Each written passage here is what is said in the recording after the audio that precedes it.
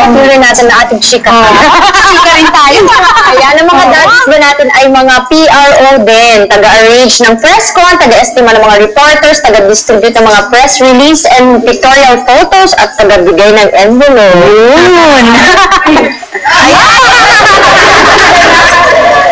Actually, ako rin mismo gumagawa ng mga press releases niya. Talaga? May mga photos, pictorial, ako rin kumukuha.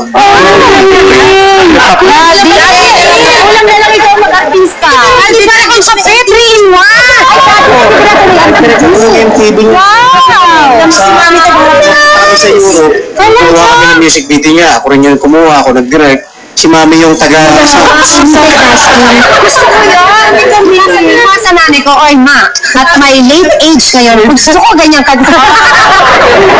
Hindi, matanong ko lang, ikaw ba darling of the press? Kumusta naman po ang relationship niyo with the press people? Well, I think, kasi hindi man ako nakaaway ng press, no? Sa akin kasi, pagka merong issue, ina-assess ko muna kung dapat ba sagutin o hindi. Kung hindi naman dapat sagutin, hindi namin pinapatulan. May kasabihan na sometimes you achieve a lot of things by doing nothing. Yes. So, pabayaan mo lang. Pero kung talaga meron mga pressing issues na kailangan sagutin, pwede mo masagutin ng hindi ka maaaway. Although, meron talagang sobrang sila na nga sila na piniplease mo pilit, pero meron pa rin mga masasabing hindi maganda na hindi mo man alam kung saan kinuha. Yung mga ganun, at mga ganun, sabi ko, pabayaan mo na lang.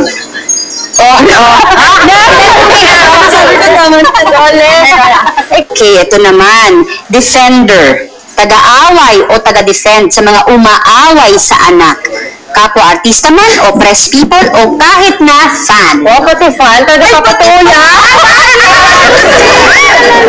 Wenso. Simpo, Dad. Kasi Si Dad mo.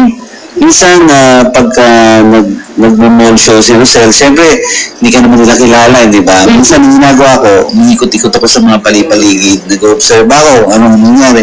Minsan man di mo maiwasan, may mga fans din na hindi siya gusto. Ay, yan pala si Rosel, ang pangit pala niyan. Kaya minsan naano ko sa piling, parang gusto ko nga na yun. Minsan talagang sinisit ako. Dapat Dad, sinabihan mo. Ano sinasabi mo? Ano ba sinasabi? At least maganda ka ba sa kanya? Marunong ka bang umaw? Ang anak ko, hindi. Are you sure? Masyadong malamig ang ulo niya. May nangyari kay Kirina niyan, ako, hindi, di sabihin, mainit ang ulo niya. Ako very cool sa ganyan. Kasi nung nasa ilang stasyon, Sunday show, meron doon isang fan na bading na mahaba ang buhok. Alam mo, babae siya. Tuwing lalapit si Julia, kumakanta tuwing lalapit sa kanya, ginaganon niya, ikaw, maganda pa yung katulong ko sa'yo. Ibang artista, nadidinig ng audience. Ang point ko, tika muna, mukhang gusto ko ipahalo sa security sabi ko, very cool ako. So, nung natapos yung nung nag-cut set commercial break, pinitsarahan ko siya lang. Kinulo ko sa mga pinitsarahan ko. Pareho tayong malaki.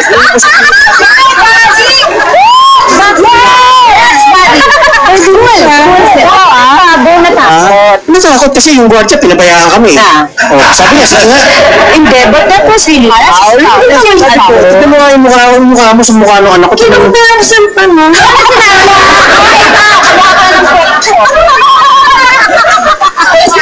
Okay, ito naman, love advisor. Shoulder to cry on kapag problemado ang mga anak ninyo sa kanilang love life. Tagapayo kapag may concern ito sa usaping pangpuso. Sa tabi ko. Okay, kinikilig. Okay. Ba't nagkilig ka, ha? Bakit talaga kilig? Hindi mo na si Bebo.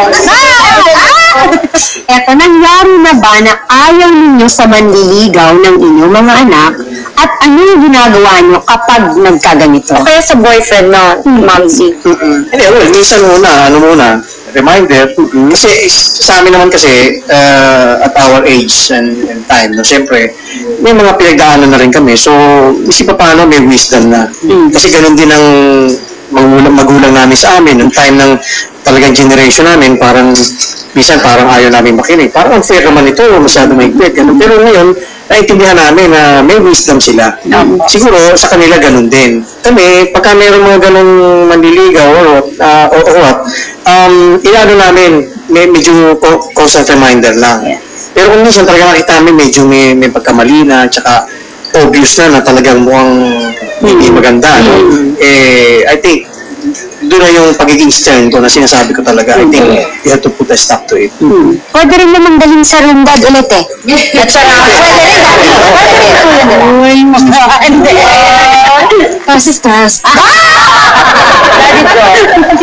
Ako naman, sa mga maliligaw ni Jonalyn or sa kung meron man siyang boyfriend, pinipilit kong maging flexible o maging understanding.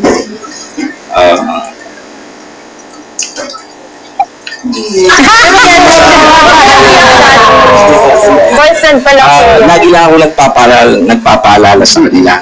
Pag sana wag silang magkamali ng desisyon sa buhay nila. Nako! Mga moms, sa amin pong pagbabalik, paano kaya pinasasaya ng kanilang mga anak, sina Daddy June, Daddy Jojo, at Daddy Mon, kapag sumasapit ang Father's Day? Diyan lang kayo, magsama-sama tayong mga moms!